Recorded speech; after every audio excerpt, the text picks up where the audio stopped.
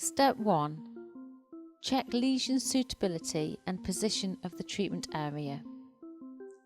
Using the alignment template provided, check the lesion is no greater than 24 mm in diameter and fits completely within the circle of the template. The treatment head is hinged for maximum flexibility. The template should be rotated around the lesion such that the hinge of the device allows it to bend around the body curve. Step 2. Mark the positioning. Dots or lines should be made on the skin using a skin marker to use as a guideline for the treatment head. Step 3. Debride the lesion. Before applying the photosensitizing agent, the lesion surface should be prepared to remove scales and crusts and roughen the surface of the lesion. Step 4. Apply the photosensitizing agent.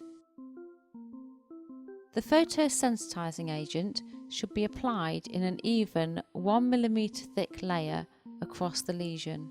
Step 5. Cover with transparent dressing. The entire area should be covered with a transparent occlusive dressing such as Tegaderm. This should be at least 3 cm by 3 cm in diameter and let at least 95% of light through. Slight pressure should be applied to ensure the pharmaceutical covers the whole lesion and extends beyond the lesion margin to a distance of 5 mm. Step 6. Apply treatment head directly over the lesion.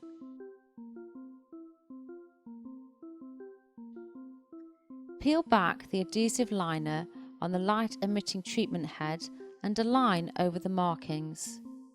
Once secure, peel back the remainder of the lining and complete the process. Step 7. Secure cord and attach head to control unit. Secure the cord at 25 cm intervals to ensure patient's normal movement is not impeded and that the path of the cord to the battery pack lies under the clothes of the patient. A maximum of 3 treatment heads can be attached at any one time. Step 8. Set the device by following on-screen instructions. Press and hold the select key for 3 to 5 seconds to turn on the device. The device has 2 settings.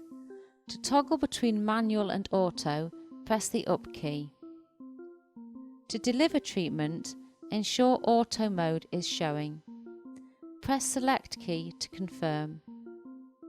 Attach all treatment heads and press select when completed. Press the select key again to start the countdown process. The device will count down for 3 hours and the light will then automatically come on for 3 hours. Step 9. Explain what happens next. The patient does not have to stay in the clinic for the duration of the treatment and will be able to leave the clinic. The light will remain inactive for 3 hours to allow for drug absorption, and after 3 hours will eliminate for a total of 3 hours at a low irradiance level. Once the treatment has been completed, the device will say end. If during treatment the head becomes detached from the control device, a loud bleep will sound to alert the patient. An error message will also appear on the screen. Once reattached, the countdown will continue from where it left off. The clinician should retain the charger at all times. We recommend that the device case and some dressing is provided to the patient and given instructions on how to remove the device and return it. Dress the area and confirm next appointment. Step 10. Consider patient suitability. It should be noted that although the device is entirely ambulatory and allows the patient to leave the clinic, the clinician performing the treatment must make a clinical judgment as to the competency of the patient to comply with the treatment. This should include an analysis of whether the patient will understand the treatment and whether they will also understand the need to remove the device only after the treatment has completed. The analysis should also look at the physical ability of the patient so that they can read the screen on the controller, that they can reach the plaster, and that they have the strength to remove the plaster.